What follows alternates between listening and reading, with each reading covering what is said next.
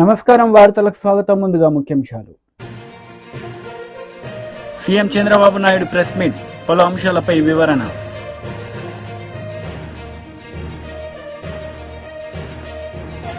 మాజీ మంత్రి Harish Rao press meet, పలు అంశాలపై వివరణ.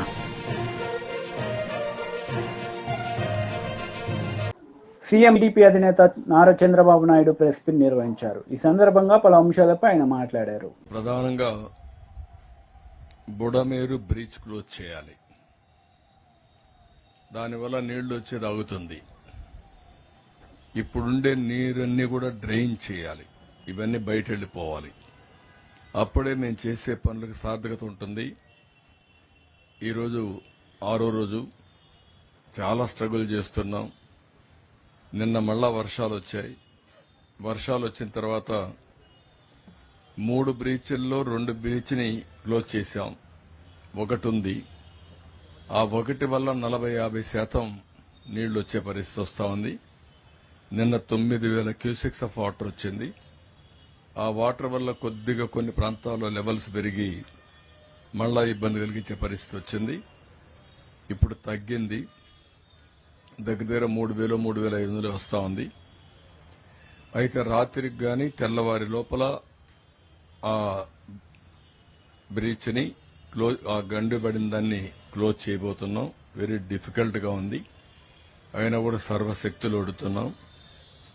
ఆన్ వర్కింగ్ దాన్ని ఎట్లా క్లోజ్ చేయాలనో ఈ బోల్డర్స్ తేవడం, అక్కడ ఒక మంత్రి దీపని కూర్చోవడం, ఈవెన్ మిలిటరీ కూడా, ఆర్మీ కూడా వచ్చారు. వాళ్ళు కూడా దీనికి ఫస్ట్ టైం మాకు కొత్త వర్క్ ఇది. ఇంతవరకు చాలా పనులు చేశాం కానీ ఈ పని మాకు కొత్తగా కనబడిస్తా ఉంది. మీతో కూడా కలిసి మేము కూడా ఆలోచనిస్తామని వాళ్ళు కూడా చెప్పే పరిస్థితికి వచ్చారు. కానీ ముందుకు పోతున్నాం. కాన్ఫిడెంట్ గా రాత్రి లోపల క్లోజ్ చేయాలని సర్వశక్తులు వినియోగిస్తున్నాం. అదైతే పైన నుంచి వచ్చే వాటర్ మనకు ఈరోజు మధ్యాహ్నం కూడా నేను అడిగాను, ఎక్కడైనా క్యాచ్మెంట్ ఏరియాలు రెయిన్స్ పడ్డాయని అడిగాను. ఎక్కడా క్యాచ్మెంట్ ఏరియాలు రెయిన్స్ పడలేదు ఈ రోజు వరకు మధ్యాహ్నం నుంచి. ఇప్పుడు ప్రస్తుతానికైతే ఇన్ఫ్లోస్ రావనేది ఒక నమ్మకం. మళ్లీ ఇప్పుడు రాత్రికి పడితే 5-6 గంటల్లో మళ్ళా నీళ్లు వచ్చే ప్రమాదం వస్తుంది. ఏది ఏమైనా అన్ని జాగ్రత్తలు తీసుకుంటున్నాం. అన్ని కంట్రోల్ చేయడానికి ముందుకు పోతున్నాం. ఇంకొక పక్కన ఒక వార్ ఫుటింగ్ లో మొత్తం కార్యక్రమాలన్నీ చేస్తున్నాం. ఎప్పటికప్పుడు నేను 4-5 రోజుల నుంచి చెప్తున్నాను, పబ్లిక్ నుంచి మేము ఫీడ్బ్యాక్ తెప్పించుకుంటున్నాను. ఐవీఆర్ఎస్ ద్వారా వేరియస్ ఇన్ఫర్మేషన్ తెప్పించుకొని దాని మీద ఏ విధంగా యాక్ట్ చేయాలనో మా వాళ్ళకు కూడా ఫీడ్బ్యాక్ ఇచ్చి ముందుకు తీసుకెళ్తున్నాం. 149 సచివాలయాలు అర్బన్ ఏరియాలో, ఒక 30 సచివాలయాలు రూరల్ ఏరియాలో, అదే సమయంలో 32 వార్డుల కింద డివైడ్ చేసి, డివిజన్ల కింద డివైడ్ చేసి ఎప్పటికప్పుడు వచ్చిన సమాచారాన్ని అక్కడుండే ఇన్ఛార్జెస్ పంపిస్తున్నాం.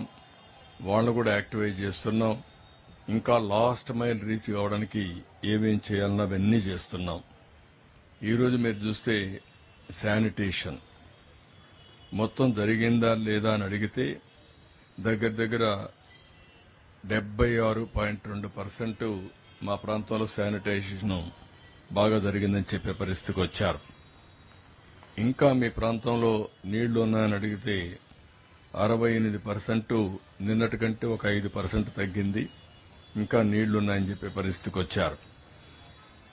ఇంకొక పక్కన మెడికల్ క్యాంప్స్ రన్ అవుతున్నాయంటే 76% రన్ అవుతున్నాయని చెప్పారు.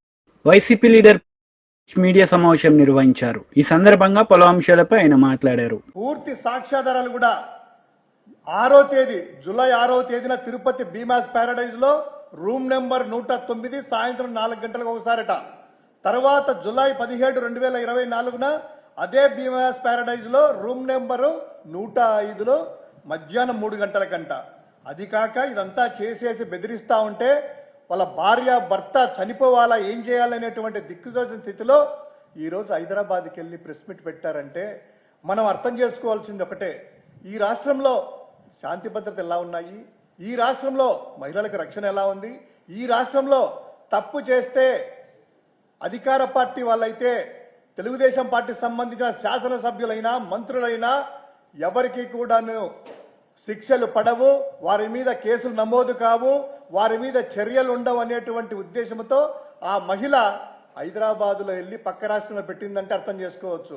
ఈ రోజు ఇది బయటకు వచ్చి సోషల్ మీడియాలో వైరల్ అయ్యి దానికి సంబంధించినటువంటి కాల్ లిస్ట్ కూడాను ఆవిడ పూర్తి సాక్ష్యాధారాలతో వచ్చింది. 100 కాల్స్, నిమిషాలకు అర్ధరాత్రులు కాల్ లిస్ట్ కూడా రిలీజ్ చేసిన తర్వాత ఈరోజు తెలుగుదేశం పార్టీ రాష్ట్ర శాఖ అధ్యక్షుడు శ్రీనివాసరావు గారి పేరుతో ఆ ఎమ్మెల్యేని పార్టీ నుంచి సస్పెండ్ చేస్తున్నామని చెప్పి చేతులు దులుపేసుకుంటారా? అది కూడా ఏం పెట్టారు, మహిళల పట్ల అసభ్యంగా ప్రవర్తించినందుకంట. ఇది అసభ్యంగా ప్రవర్తించినందుక, అత్యాచారం చేసినందుకు ఏమీ పనిష్మెంట్ లేదా? హత్యాయత్నం చేస్తామని బెదిరించినందుకు కేసు తీసుకోరా? కనీస విచారణ వేయరా? ఆయన మీద కేసు పెట్టరా? ఏం జరుగుతుంది? ఒక సాక్షాత్తు తెలుగుదేశం పార్టీ మహిళా నాయకురాలే వారి ప్రభుత్వం మీద నమ్మకం లేక పక్క రాష్ట్రానికి వెళ్ళి అక్కడ ప్రెస్ మీట్లు పెట్టి నా బాధ ఇదే అని తప్పించుకోండి అక్కడ భయంతో పక్క రాష్ట్రాల్లో ఉంటే, ఈరోజు చంద్రబాబు నాయుడు గారు అదేవిధంగా డిప్యూటీ సీఎం గారు మీరు ఈ మహిళకు మీ పార్టీకి సంబంధించిన ముఖ్యంగా ఆ మహిళా మంత్రివర్యులు, హోంశాఖ మంత్రి అయినటువంటి ఆ హోంశాఖ మంత్రివర్యులు ఒక్కసారి ఇటు చూడండి. ఎటు పక్క పార్టీ వాళ్ళ మీద విద్వేషం చెలరేగి చేస్తూ ద్వేషముతో దాడులు గొడవలు చేస్తున్నారు కదా, మీ పార్టీకి సంబంధించిన బీజేపీ లీడర్ మీడియా సమావేశం నిర్వహించారు. ఈ సందర్భంగా పలు అంశాలపై ఆయన మాట్లాడారు. उसके बाहर 3.5 घंटे इंतजार कराया गया. we were forced to wait for 3.5 hours. इसके बावजूद कि कई लोग उस कमरे में जा रहे थे और आ रहे थे. Multiple people were going and coming from that room. They were entering the room and they were exiting the room. But parents के लिए आप जरा सोच के देखिए, एक माता पिता के ऊपर क्या गुजरती है जब उनको पता है कि मेरी बेटी या बेटा का शव इस कमरे के अंदर है और वो 3.5 घंटे बाहर इंतजार करते हैं केवल और केवल उसे देखने के लिए, और पुलिस उसे अंदर नहीं छोड़ती है, उन्हें रोक के रखती है. और बार बार पिता बाद में कहते हैं, बार बार हमें बताया जा रहा था कि आप यहां मत खड़े होइए, आप प्रिंसिपल के कमरे में जाइए. वो प्रिंसिपल जो आज गिरफ्तार है, मिस्टर घोष, आप प्रिंसिपल के कमरे में जाइए और वहां बैठिए. हमने मना कर दिया कि हम प्रिंसिपल के कमरे में नहीं जाएंगे, हम इसी कमरे के बाहर इंतजार करेंगे. 3.5 घंटे इंतजार करने के पश्चात कुछ मिनटों के लिए मुझे अंदर बुलाया गया. आप सोचिए, ऐसा क्या करना चाहती थी पुलिस, ऐसा क्या करना चाहता था वहां का प्रशासन? उन 3.5 घंटों में बार बार उनके पेरेंट्स को, उनके माता पिता को प्रिंसिपल के कमरे में भेजकर उस एरिया को खाली करा करके क्या करना चाहती थी प्रशासन आखिरकार? और सबसे बड़ी बात, दूसरे नंबर प्रश्न में उनके पिताजी पूछते हैं कि एक ब्लैंक कागज में, खाली कागज में हमें हस्ताक्षर करने कहा गया एंड वी रिफ्यूज्ड, हमने मना कर दिया. सब अंदर पड़ा है बच्ची का, बाहर 3.5 घंटे से माता पिता इंतजार कर रहे हैं, और एक ब्लैंक कागज, कोरा कागज लाकर पुलिस कहती है आप इसमें हस्ताक्षर कर दीजिए, प्रशासन कहता है आप इस कोरे कागज में हस्ताक्षर कर दीजिए. वाई? ये 21st सेंचुरी है, पढ़े लिखे माता पिता हैं. मैं तो कहता हूं पढ़े लिखे ना भी हो, आप बैठे हैं, मीडिया बैठी है, जागरूक संसार है, उसके बावजूद look at the audacity of the administration and the police officials to demand a signature from the father on a blank paper. क्या लिखना चाहते थे आप ऊपर में कि बेटी ने सुसाइड किया है? मैं मानता हूं इसमें किसी प्रकार से कोई मर्डर नहीं हुआ है, रेप नहीं हुआ है, ये मैं जानता हूं. ये लिखना चाहते थे? ब्लैंक पेपर में हस्ताक्षर तभी कराते हैं जब आपके मन में खोट है, आपके मन में चोर है. प्रश्न नंबर 3, क्वेश्चन नंबर 3 जो पिता पूछते हैं, वाई डिले इन पोस्टमार्टम, कि आखिरकार पोस्टमार्टम करने में, पीएम करने में आपने डिले क्यों किया? पूरा का पूरा टाइमलाइन पिताजी ने उनका दिया हुआ है। उन्होंने कहा कि पोस्टमार्टम जो है, जिस प्रकार से काम चल रहा था, एट दी मोस्ट लेट भी करते तो 5 बजे तक पूरा हो जाना चाहिए था, मगर पोस्टमार्टम उसके बाद होता है। सबसे बड़ी बात है जो पिताजी पूछते हैं विक्टिम के, उनके पिताजी पूछते हैं कि आखिर क्या कारण था कि अस्पताल ने एफआईआर नहीं किया। बॉडी सुबह मिल गई मगर अस्पताल ने एफआईआर नहीं किया। अंततो गत्वा 4 మాజీ మంత్రి హరీష్ రావు మీడియా సమావేశం నిర్వహించారు. ఈ సందర్భంగా పలు అంశాలపై ఆయన మాట్లాడారు. కేసీఆర్ గారి హయాంలో 5 ఏళ్లలో 2018 నుంచి 2023 వరకు ఈ స్మగుల్డ్ వెపన్స్ ఎన్ని సీజ్ చేసిందంటే 200 సీజ్ చేసింది. కానీ కాంగ్రెస్ ప్రభుత్వం వచ్చిన 9 నెలల్లో 230 స్మగుల్డ్ వెపన్స్ సీజ్ అయినాయి. అంటే నాటు తుపాకులు రాజ్యం వెళ్తున్నాయి. అడ్డగోలుగా స్మగుల్డ్ వెపన్స్ ఈ రాష్ట్రంలోకి దిగుమతి అవుతా ఉన్నాయి. లా అండ్ ఆర్డర్ కుప్పగూలింది. ఇవాళ ప్రభుత్వం నిద్రపోతున్నటువంటి పరిస్థితి మనం చూస్తా ఉన్నాం. అంటే ఈ రకంగా మొత్తంగా మన రాష్ట్రం యొక్క క్రెడిబిలిటీని దెబ్బతీస్తా ఉన్నది ఈ ప్రభుత్వం. మరి కొత్త డీజీపీ వచ్చిండు. ఈ డీజీపీ గారు వచ్చిన తర్వాత ఆయన వచ్చి అంత 2 నెలలు అయిందో లేదో, 2 నెలల్లో రాష్ట్రంలో 4 మత కలహాలు జరిగినాయి. ఆ రోజు 10 ఏళ్ల కేసీఆర్ గారి హయాంలో ఎక్కడా మత కలహాలు జరిగేది కావు. ఈ ప్రభుత్వం ఇవాళ ఈ డీజీపీ గారు వచ్చినాక 4 జరిగినాయి. ఒకటేమో నిర్మల్లో, రెండవది సనత్ నగర్లో, మూడవది గోషామహల్లో, 4వది జైనూర్లో. 4 చోట్ల ఈరోజు మత కలహాలు జరిగినాయి. ఈ డీజీపీ గారు వచ్చిన తర్వాత సిస్టమ్ మొత్తం కొలాప్స్ అయిపోయింది. ఇలా నేను వ్యక్తిగతంగా ఎవరితో మాట్లాడతలేను. సరి అయిన అధికారిని సరి అయిన స్థానంలో పెట్టాలి.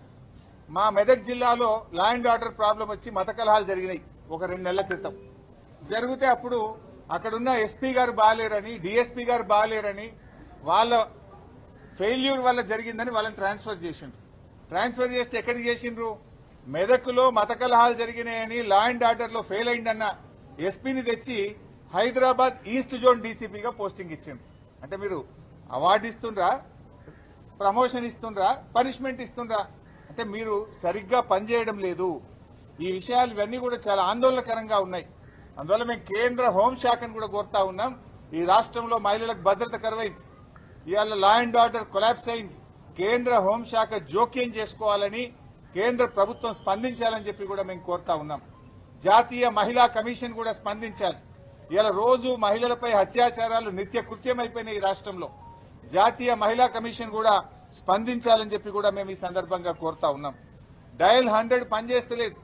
గతంలో డయల్ 100కి ఫోన్ చేస్తే 5 నిమిషాల్లో 10 నిమిషాల్లో పోలీసు వాహనం వచ్చేది. ఈ మధ్య మనం చూసాం నాగర్ కర్నూలులో ఒక రైతు డయల్ 100కు ఫోన్ చేస్తే 40 నిమిషాలైనా పోలీసు వాహనం రాలేదు. 40 నిమిషాలు కొడుతూనే ఉన్నారు అతన్ని. చివరికి ఆయన ప్రాణం పోయింది, ఆ రైతు ప్రాణం పోయింది. డయల్ 100 కూడా పనిచేయని పరిస్థితి వచ్చింది. టీడీపీ పోలిట్ బ్యూరో సభ్యులు వర్ల రామయ్య మీడియా సమావేశం నిర్వహించారు. ఈ సందర్భంగా సీఎం జగన్ రెడ్డిపై మండిపడ్డారు. చేసింది ఎవరు? దానికి నిర్మాత ఎవరు? దీని వెనుకున్న అసలు సూత్రధారుల్ని బయటకు తీయాలని చెప్పి కూడా మరొకసారి మేము డిమాండ్ చేస్తున్నాం. అరెస్ట్ అయిన అతన్ని, అరెస్ట్ కాబోతున్న వాళ్ళని, వీళ్ళందరినీ కూడా పోలీస్ కస్టడీకి తీసుకోవాలా? అరెస్ట్ చేసి రిమాండ్కి పంపిన తర్వాత పోలీస్ కస్టడీకి తీసుకొని ఈ కుట్రలో భాగస్థులు ఎవరు, అసలు సూత్రధారులు ఎవరు, దాడి చేయమని చెప్పింది ఎవరు, ఇది బయటకు తీయాలని చెప్పి కూడా పోలీసు వ్యవస్థని మరలా నేను కోరుతూ ఉన్నాను. నేను ఆనాడు అడిగాను, ఈరోజు అదే అడుగుతున్నాను. నేను వెనకాకపోతే ఇతను చెబుతాడా ఈ ఎంపీ, అతనికి అంత బుర్ర ఉందని నేను అనుకోవట్లా. దీని వెనక పెద్దలు ఉన్నారు. ఎవరో పెద్దలు? జగన్మోహన్ రెడ్డి గారు, ఆ పార్టీ అధ్యక్షుడికి తెలియకుండా దాడి జరుగుతుందండి పార్టీ ప్రధాన కార్యాలయం మీద. నువ్వు చెప్పు తమ్ముడు, నవ్వుతున్నాను. దాడి జరుగుతుందా? సజ్జల రామకృష్ణారెడ్డికి తెలియకుండా దాడి జరుగుతుందా? ఇది కాన్స్పిరసీ అంటున్నాను నేను. ఎంతమంది వచ్చారండి ఆ రోజున? అందరూ తాగి ఉన్నారు. అందరి చేతుల్లో బీర్ బాటిల్, గోల్డెన్ ఈగల్ ఏంటారో చూసాం, అదే లేబుల్ కూడా గోల్డెన్ ఈగల్ బీర్ పేరు, గోల్డెన్ ఈగల్ బీర్ బాటిల్స్. తాగినోడికి తాగినంత. ఎవరు పోయించారు వీళ్ళకి మందు? ఈ బీర్ బాటిల్స్ ఎవరు కొన్నారు? ఎక్కడ కొన్నారు? వాళ్ళ పార్టీ ఆఫీస్లో తాగారా? సీఎం గారి ఇంట్లో తాగారా? సజ్జల రామకృష్ణారెడ్డి గారు వేరే చోట అరేంజ్ చేశారు వీళ్ళందరికీ. ఎన్ని వందల బాటిల్స్ ఆ రోజున ఖాళీ అయి ఉంటాయి. ఎన్ని బాటిల్ తాక్కపోతే వాడు అడాసిటీ. నేను చాలా కాలం పోలీస్ ఆఫీసర్ పనిచేశా. బీర్ బాటిల్ ఖాళీ చేసి విసురుతారు, మొత్తం తాగి చుక్క కూడా లేకుండా ఊపి తాగుతారు. చివరిలో లక్కీ డ్రాప్స్ కూడా వదలకుండా తాగి ఆ ఖాళీ బాటిల్ విసిరి కొడతారు. కానీ మా ప్రధాన కార్యాలయం మీద నిండు బాటిల్తో సగం బాటిల్స్, పావు బాటిల్స్ వదిలేని వాడికి ఎక్కువైపోయింది. ఒక్కొక్కడు 5, 6, అర డజన్ 10 బాటిల్ కూడా తాగి ఉంటారు. ఆ రకంగా దీనికి ప్లాన్డ్గా చేశారు కొంతమంది. I came to they have consumed drugs also. Drugs, గంజాయి సప్లై చేశారంటే ఎవరు సప్లై చేశారు? ఎవరు? ఈ కాంగ్రెస్ కుట్రదారులు మంత్రులు సప్లై చేశారా? పలు అంశాలపై వివరణ. ఈ పాత్రధారుల్లో కొంతమంది సప్లై చేశారా? నేను అందుకే పొద్దున ఆ జైలు డాక్టర్ గారిని కూడా అడిగాను. బీఆర్ఎస్ నేతలు ప్రెస్ మీట్, పలు అంశాలపై అరెస్ట్ వివరణ. చేశారు. ఈ డ్రగ్స్ ఏమైనా తీసుకున్నారేమో మీరు ఎగ్జామిన్ చేశారని అడిగాను నేను. బ్లడ్ శాంపుల్ తీసుకోవాలి కదా. ఈ అరెస్ట్ అయ్యే ముద్దాయిలు ఎంతమంది ఉన్నారు? అందుకే నేను ఈ కేసును కూడా ఆ రోజు డ్రగ్స్ ఇన్ఫ్లుయెన్స్లో ఉన్నారు వాళ్ళు చాలామంది. గంజా తాగి ఉన్నారు. గంజా సప్లై చేసిన వాళ్ళు ఎవరు? జగన్మోహన్ రెడ్డి గారు వచ్చిన తర్వాత కదా గంజా ఇంత ప్రాబల్యం చెందింది ఆంధ్రప్రదేశ్ రాష్ట్రంలో. గంజాయి సప్లై చేసింది ఎవరు? ఎంతమంది గంజాయి పుచ్చుకున్నారో కూడా తేలాల్సి ఉంది. అందుకే అరెస్ట్ చేసిన వాళ్ళందరినీ కూడా నార్కోటిక్ టెస్ట్ కూడా చేయాలా. ఐ మీన్ ఈ డ్రగ్స్ టెస్ట్ కూడా చేయాలా. వాళ్ళు బ్లడ్ టెస్ట్ చేస్తే బయటపడుతుంది డ్రగ్స్ తీసుకున్నారా లేదా. నేను పోలీసుని కూడా రిక్వెస్ట్ చేస్తున్నా, ఈ డ్రగ్స్ కేసెస్ కూడా యాడ్ చేయాలా మీరు. ఎఫ్ఐఆర్కి రిమాండ్కి పంపించేటప్పుడు కూడా డ్రగ్స్ రిలవెంట్ సెక్షన్స్ కూడా యాడ్ చేయాలా. ఇప్పటికే కోర్టుకు చెప్పాలా మీరు. డ్రగ్స్ లేకపోతే అంత. ఆ రోజు నేను ఉన్నామండి. I was present. సెకండ్ ఫ్లోర్లో ఉన్నాను నేను. మా Pattabhi was the target on that day. మా అశోక్ బాబు గారు ఉన్నారు, మా మాల్యాద్రి గారు ఉన్నారు, మా రామాంజనేయులు ఇప్పుడు ఎమ్మెల్యే ప్రతిపాడు ఆయన ఉన్నారు. మేమందరం we are holding a meeting on that day second floor. అదృష్టం మా లోకేష్ బాబు టెక్నికల్ ఏమంటారు దాన్ని, లాక్ ఓపెన్ అవ్వాలా.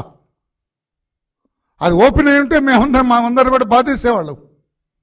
అందుకే కడుపు మంటతో చెబుతున్నాను నేను. డ్రగ్స్ కూడా తీసుకున్నాను. ఎవడో కంట్రోల్లో లేరు. పిచ్చిగా ఊగుతున్నారు. రాక్షసుల్లాగా బిహేవ్ చేశారు ఆ రోజు పార్టీ కార్యాలయం మీద.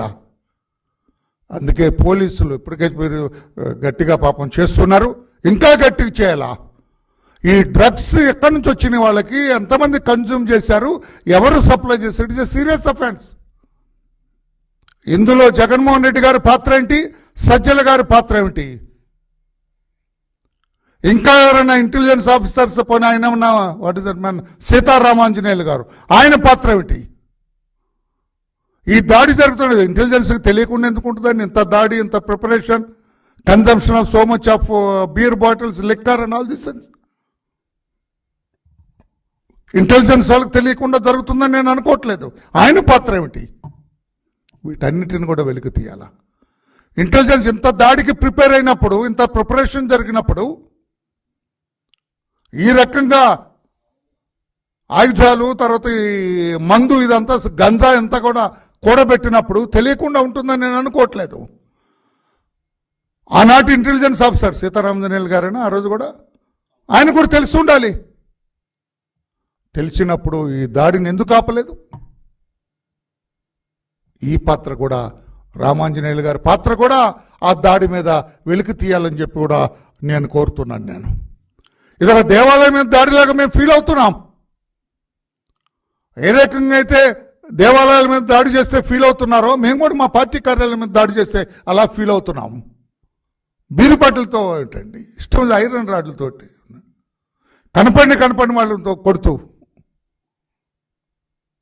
ఒక హింసాత్మక చర్య, లా అండ్ ఆర్డర్ లేదు రాష్ట్రంలో చెప్పడానికి అదొక ప్రబల నిదర్శనం అని చెప్పి కూడా నేను తెలియజేస్తున్నా. ఇంతవరకు వాళ్ళు ఎన్ని కార్డులు వేసుకొని వచ్చారండి?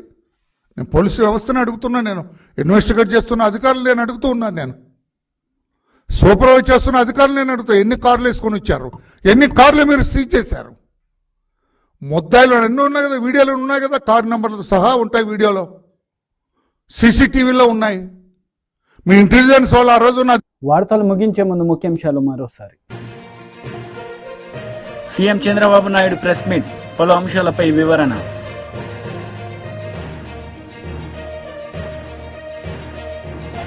మాజీ మంత్రి హరీష్ రావు ప్రెస్ మీట్, పలు అంశాలపై వివరణ. ఈ వార్తలు ఇంతటితో సమాప్తం. తిరిగి ప్రసారమయ్యే వార్తల్లో మళ్ళీ కలుద్దాం. అంతవరకు సెలవు. నమస్తే.